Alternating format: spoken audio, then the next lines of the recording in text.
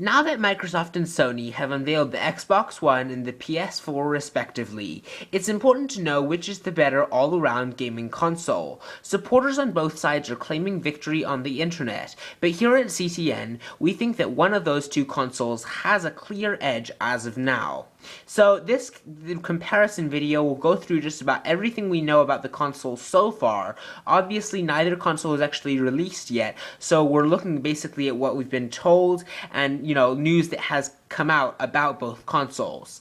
Let's start by talking about looks. This is the least important factor by far, but the Sony PS4 is definitely smaller than the Xbox One. Both controllers are on the same lines, taking no chances, though the PS4's DualShock does have a capacitive touchpad, a headphone jack in the controller, and a built-in speaker, while the Xbox One controller has only smoothed out its previous iterations and add vibrating feedback to its triggers. For as far as these looks go, neither console is really great, but the PS4 does have an edge since the console is smaller, it's slimmer, the controller has more features, and it would be more fun to play, I think, based on what they look like. But that's really not important, so let's talk about hardware. Turns out with consoles you can judge a book by its cover, as both the PS4 and the Xbox One similarities continue to their innards. Both have gone for custom AMD chips and 8-core CPUs with 8GB of RAM, though the PS4 again has an edge there using GDDR5 instead of Microsoft's DDR3. Sony also has the graphical edge with its GPU estimated by Extreme Tech to be on par with the Radeon 7870, while the Xbox One is definitely a step down. Both units have their own motion sensor, though Kinect does appear to be more sophisticated than the PS4's Eye, but both work pretty well.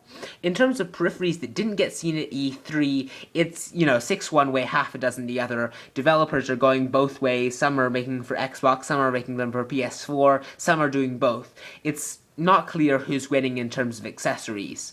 Again, I think the PlayStation 4 does have the edge in both hardware and graphical components here, but as far as developers on board, both are tied. Now, let's move on to the most important topic, games. Microsoft looked pretty terrible on this front prior to their E3 conference, but at E3 they unveiled a lot of solid games that are likely to get the Xbox One off the ground. Project Spark and the TV influencing Quantum Break, and a new version of Halo, Battlefield 4, and Witcher 3 are all going to be coming out on the Xbox One, and so they should basically please just about anyone who's going to get the new Xbox. But Sony, again, they did well, if not better. They have their own flagships, like Killzone, Shadowfall, Infamous, Final Fantasy, the Destiny, Mass Effect, and plenty of titles are shared between the two consoles, including Assassin's Creed, Watch Dogs, and Diablo 3. The PS4, though, definitely boosted its support for indie titles in comparison to the Xbox One. They've got a lot of developers on board there, and this is one area, again, where they outshine Microsoft. Now, let's talk about used games. Now, if you know anything about either console, it's clear that Sony has the edge here.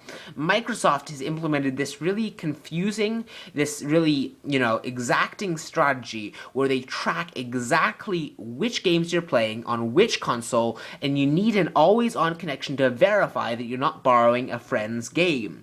The Sony PS4, on the other hand, you can share games, you can rent games, you can give games after playing it. It's all really easy. There's no tracking. Sony is just being really nice in the used games front here. They're trying to please people, and they have basically pleased people. Now, the last category is price. Now, this is where Sony really ran away with the thing, but even if they hadn't already. The Xbox One is out in November and will cost $500 in the US, and the PS4 comes in at only $300 in the US. So it's $100 cheaper, and that's for a smaller, slimmer, a console with better games, more developers on board. That's for a better console. Sony came in to the E3 conference. They came in behind the Xbox One, if anything, and now after E3, Sony is by far in the lead. So Let us know what you think about the two consoles in the comments below. CTN officials definitely think that the PS4 is the edge currently. Microsoft could still bolster its game. If they release more fun games, they get more developers on board. They can't change the components of the Xbox One now, so it seems like the PS4 is definitely going to have the edge for graphical and hardware performance. But it still could go either way. The real test is when both consoles release later this year. Which gamers go for? Will they go for the slimmer, sleeker PS4, or will they go for the Microsoft Xbox One with, some more hardcore games?